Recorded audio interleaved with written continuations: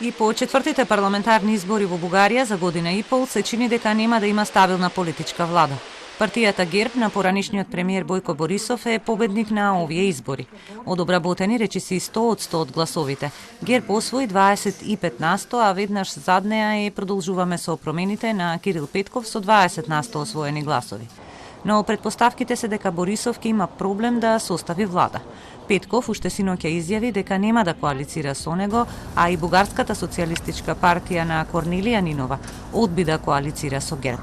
Во оваква ситуација, аналитичарите велат дека најдобра опција е широка коалиција. Ако изобщо се сформира коалиция, може да се очакваме трудна коалиция. Трудна коалиция, противоречива коалиция и по всяка вероятност коалиция, която може би няма да бъде експлицитно заявена, а ще се търси по-скоро съгласие по определени приоритети.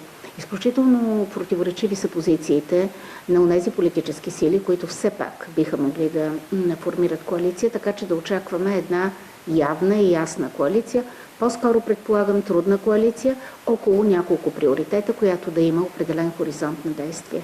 Имаме толкова сложни партийни конфигурации в парламента, които излъчват изключително сложни коалиции. ДПС определено искат да кажат, че те могат да бъдат както подкрепяща партия, така да участват и в правителството. От тази гледна точка, разбира се, за най-добрия вариант би бил свръхширока коалиция. Математиката не е споива со политиката, велат аналитичарите. Тоа што е математички возможно во однос на бројот на мандатите, политички е неостварливо и обратно. Затоа се очекува преговорите да траат подолг период, додека да се искристализира евентуално формирање владина коалиција, ако воопшто е можна. Главната оска нема да биде околу идеологијата, туку врз основа на приоритетите, како инфлацијата, војната во Украина и енергетската политика, теми за кои ќе се бара некаква согласност. Изборите покажаа дека бугарите се изморени од честите избори што доведе до ниска излезност. Гласувалите се малку над 2 милиона и 500 хиляди души. Тази бројка ще се промени, но не много.